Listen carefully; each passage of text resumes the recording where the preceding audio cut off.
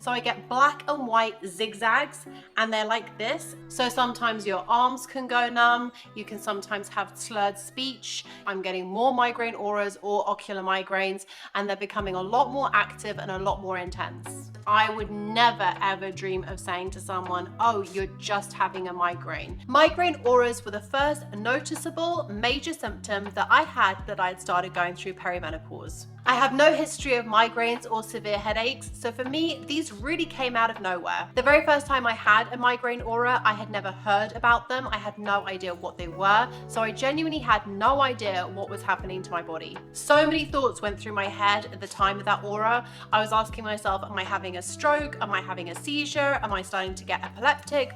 What is this and what am I experiencing? And you can imagine how scary it was for me to have to ask myself those questions when I was experiencing something for the very first time. And after a couple of more migraine auras, I finally got diagnosed at accident and emergency after my doctor had seen me and sent me there urgently because she wasn't sure whether I was having a heart attack or a stroke. So everybody has a unique experience as to how they experience their migraine auras. For me, it starts off with white spots. I could either be kind of walking around and doing something, or I could be literally sitting down somewhere and suddenly I start to blink, and I notice myself blinking a few times because it's almost like I've looked into a light bulb. So I've either looked at a bright light, a spotlight, or I've looked at the sun. And then when you start to blink, you start to see that kind of white spots kind of appearing.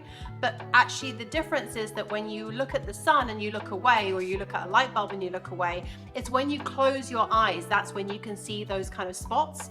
But for me, it's like those spots are appearing actually when my eyes are open. But it always takes me like a couple of minutes to figure out what's going on. And I always ask myself the same question at the beginning: what have I done? How have I started this? What have I looked at? And I always kind of forget that actually now I suffer from migraine auras. Sometimes the spots can kind of grow and get bigger and bigger, and a lot of them, or sometimes it can just be one or two and they just stay kind of relatively small. But pretty much very soon after that, so literally kind of maybe 1 or 2 minutes after that has started, I'll start to get zigzags. So I get black and white zigzags, and they're like this, and they kind of almost like zigzag barcodes, if you like. And they kind of appear, and they always come in from my left side. For me, everything on my migraine auras appears from my left side and travels across both eyes to my right. So eventually it does take up both of my eyes. But the zigzags kind of start to very slowly appear. They're kind of small, and then they just kind of get bigger and bigger. And each migraine aura is different. I've had some where, the very first one I had, I completely and utterly lost all of my vision. So the whole thing was white with the zigzags. I could not see anything else in the room. And other times I've had it where it's just been quite small dots and then kind of little tiny zigzags everywhere. And I think that's kind of what throws me. So at the beginning, I'm never sure what's going on because it's never the same.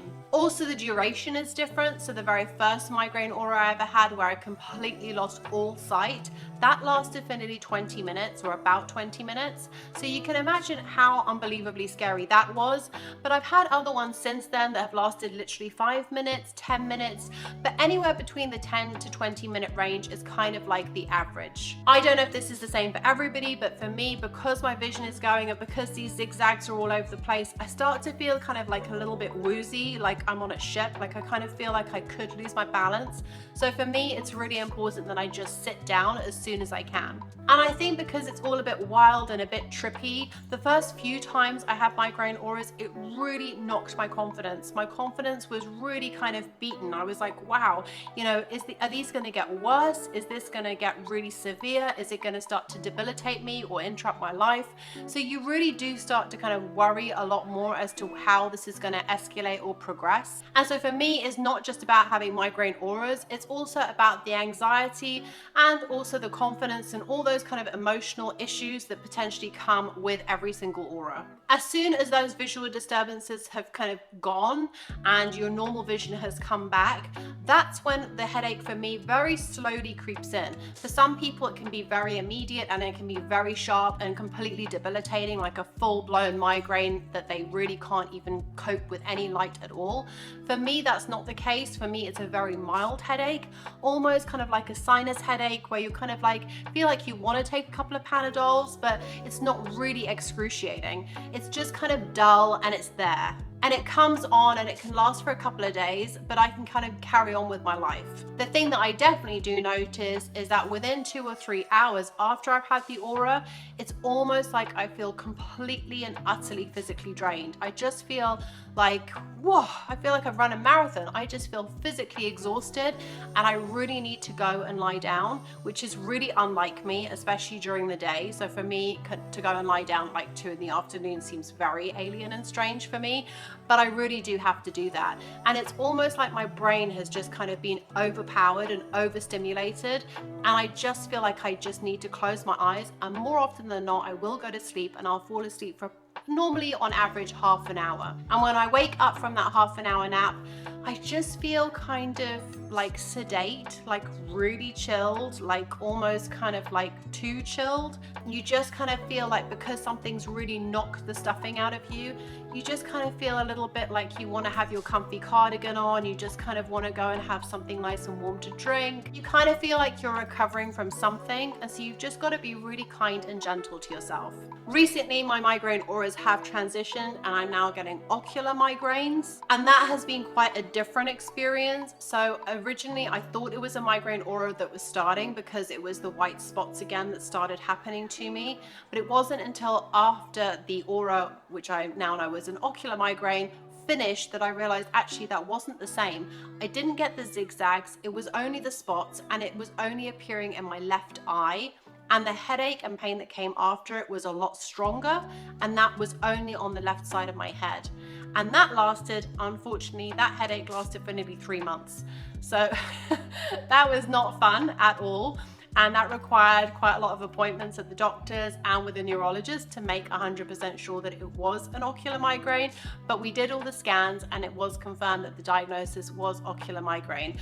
But as you can imagine, to experience a lot lesser symptoms with regards to the actual episode itself, I didn't have the zigzags, the spots kind of came and went, it was only for 10 minutes. It all felt a lot kind of lesser compared to my normal migraine auras.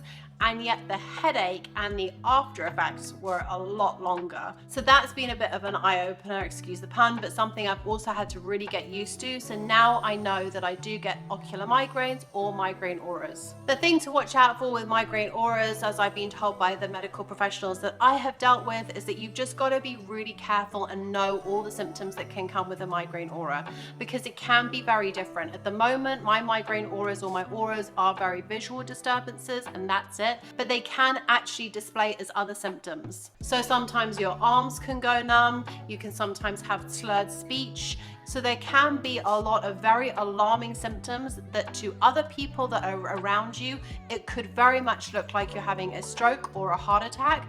So it can be very scary for the other people around you. So it's really important that you yourself know what your migraine auras or potentially what your symptoms could be, and also then educate your loved ones around you or even the people you work with so that they know what to look out for. My neurologist has told me, based on my medical history and everything he knows about me, that what I should be looking out for is if my symptoms last for more than 30 minutes. So if I do get any slurred speech or I do have any numbness or I'm showing any kind of symptoms that could be really concerning, my husband has to make sure that he watches me and times me, and if there's anything over kind of 20 to 30 minutes, that 30 minutes is the cutoff point, and that's when we would seek medical attention. For me, once I realized that I was going through perimenopause, I was able to look back on my experiences with migraine auras, and I have definitely seen a serious correlation between migraine auras and every time my estrogen levels spike. Every time my hormones are going crazy, I'm getting more migraine auras or ocular migraines, and they're becoming a lot more active and a lot more intense. But for each person, triggers are different. There are triggers such as like alcohol,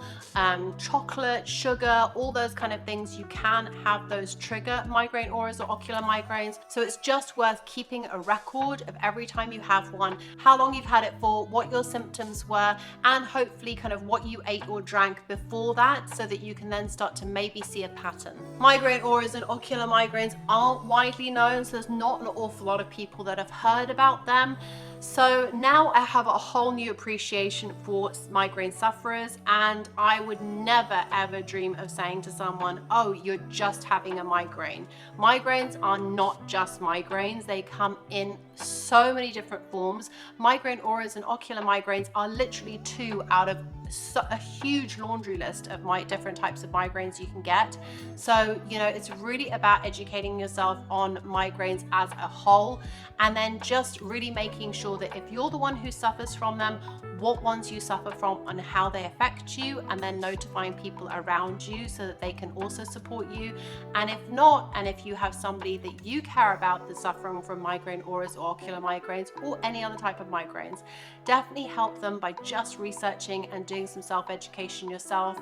That is the best support that you can give someone who suffers from migraines. So if you have any questions about my migraines, please feel free to leave them below and I'll answer them. But if you suffer from migraine auras or ocular migraines or a different type of migraine, please share your experience. It is so important that we all kind of learn from each other so that we can widen the spread of knowledge and information and all become far more empowered when it comes to migraines. So as I mentioned before, the migraine auras were my first real indication that I was going through perimenopause. So if you'd like to learn more about perimenopause and all the different symptoms that can come with that, I'll link that video up above and please go take a look at that. Thanks so much for watching, and I'll catch you on our next video. Wishing you a healthy, happy day.